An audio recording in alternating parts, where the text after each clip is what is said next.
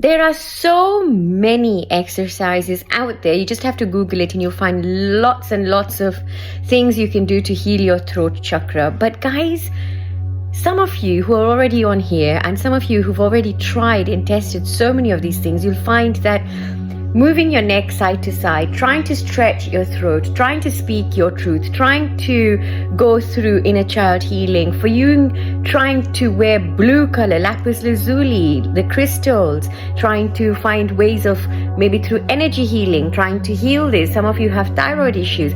You have tried and tested so many things and they won't work, or at least they won't give you the lasting impact. And this is why you might have heard people saying, well, it can't really be a genuine Kundalini awakening.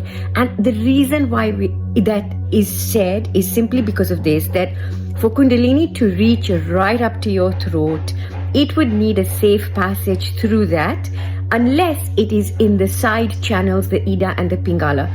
But when it is in the middle channel and it's made its way into the middle channel, the Sushumna, usually it is all clear, which is why it is there.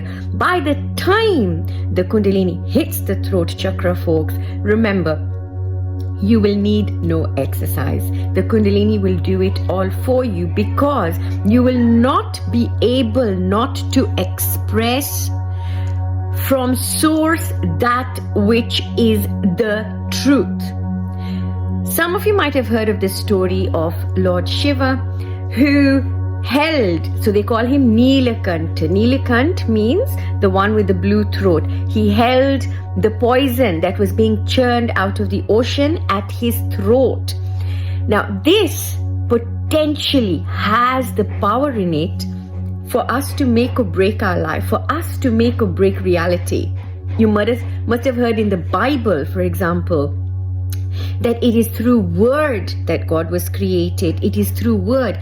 Now, for some of you who are on self-development courses and all, you must have heard of manifestation, the law of attraction, your thoughts, your reality, affirmations, manifestations. The kind of word that you use will impact everything. Now, some of us can't talk. Some of us are dumb, so we don't have a tongue. We literally can't speak. Yet, we will still have a throat chakra, yet we will still have issues around here if we are not balanced in every other part below this. Remember, how are you going to sound? How are you going to sound when you speak from your core? How does a child speak when they feel really comfortable? They'll be really soft and really loving, and they're really, they're comfortable. But when they want to speak their truth, or when you want to speak your truth, or when you are in a different situation, your voice will come from your stomach. It will come from your core. It'll come from the bottom.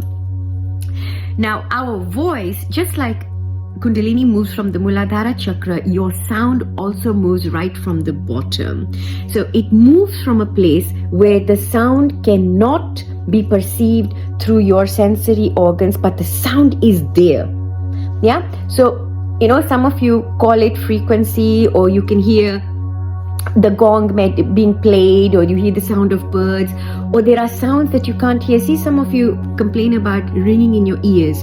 Some of you can hear things that don't even sound like a sound. And the closest thing or experience that I myself personally had to this was when we went to a place called Nidhivan, which is in India, in Vrindavan. So we went to this place, and this place was rumored to, you go into this place, you never go there at night, because apparently at night you can hear the sound of the flute that Lord Krishna actually, that it is him making that sound, and that he is with his consort Radha at that hour, and never ever venture out there after midnight. Now, I was intrigued naturally by this, and I really wanted to know, is there any truth to this? And I'm very open about these things, so quite happy to go and have a look. So myself, and I had a driver at that time, I remember saying to them, can we please, who's willing to come out with me? We all had this discussion, and a lot of them were apprehensive and said, no, we don't want to invite any bad luck or ill fate or anything, or, when something might happen to us. And I said, let's go to this place. So managed to get them all together, and we drove to this place. Now, as we were driving through the gullies, we were driving through this narrow pathway coming to the entrance of this place. You could see that it was so quiet, it was so still, there was not a person inside, and people were literally shutting their shutters. You see these kind of things happening in movies, but this was happening in real life, and there were lots of monkeys everywhere. But then the monkeys stopped, and there was nothing as you were approaching the gate of this place, which was naturally closed at that hour. Nobody was there, but they said that you can hear it, this sound outside. Now, there was a person there who was serving chai, who was serving tea, and I asked him, is this a myth or not? And he said, I'd prefer not to talk about it. And he literally said, do you want anything now, because I'm shutting down? And I said, we just got a bottle of water, and we all sat at the bottom of the stairs there. We sat there, and I closed my eyes, and I remember just, letting all that was there come to me, and let me just sort of become attuned to this. And lo and behold, it was as if time had stopped. Nothing, I didn't know where I was. I couldn't feel anything around me. And there was a lady who was also sat next to me, and she was part of our group at that time. And we sat down, and I lost connection or consciousness of who's around me at that point. And I remember being able to hear the most ethereal sound. I've never ever heard anything, yet it wasn't like the sound that you hear of a sound of a flute physically, but it was almost like it was playing with sort of something in me. But there definitely was, and I lost that, that there was like in linear time, it just went. There was no linear time, there was nothing, and there was no connection to what was happening physically. So this is so possible, folks, and this is what happens. Of course, that's a story for another time, but it is to say that there is a sound that is a soundless sound, a sound that cannot be heard with the ear, but it is nevertheless there. Just because we don't hear it with our ear, it doesn't mean that it's not there.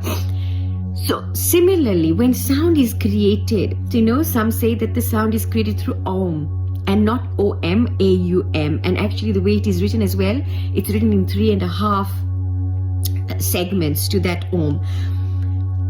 It doesn't just come from, okay, so I'm saying, okay, or I'm saying, whatever it is that it's coming from my mouth. No. The sound originates from a place where there is no sound. There's a soundless sound, which is what we call the para. Like we say para Shakti. Shakti is the manifest form of para Shakti, and para basically is that which is not manifest, but it is the first stage, the almost stage of manifestation. And you go through that, you then go through the middle stage of Pashyanti, you then go through the other stage of Madhyam, you then get to the last stage of Vakyam, which is what then comes out. Many centuries ago, years ago, eons ago, there were times. So how did the original scriptures, such as the Vedas, how did they come to be? How did, for example, how was the Ramayana written? How were these, very ancient scriptures? I mean, not just the Ramayana or whatever I'm mentioning here, or, you can say the Gurbani, the Guru Granth Sahib. How were they all written? How was the word delivered into this encased human? Yeah, how did it come? And it is that there's a complete communication between the source and then the coming out of that word. And if you can't speak, so if you're dumb, you can't speak, the word will come out through your writing, or it will come out in the way that you're manifesting it with your actions. And this is what we say, that when your throat chakra is now fully activated, 1, it is not blocked. 2, 3, when Kundalini is now sitting there, lo and behold, folks, there is no untruth that is going to be able to pass up, because you have cleared everything below here is clean and clear. And at this point is where you can't hold back anything that is not a truth. It will not, we say in Hindi or Punjabi we say hazam nahi hota. It means you can't digest it.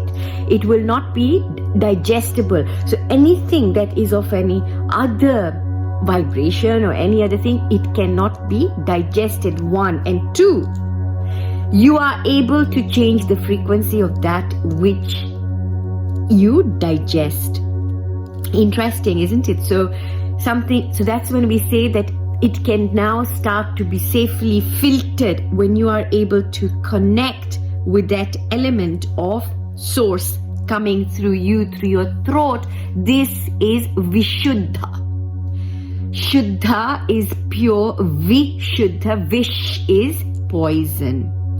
Folks, sending you so much love as always. There will be a lot more on this, and I have waited this long to get to this point because it is one of the most interesting points on chakras in us that I really want to talk about in a lot more detail when I sit to talk about this. For now, this was just a very quick one, although I've seen that the time is not as quick. But sending you so much love, and enjoy your time, whatever it is that you're doing.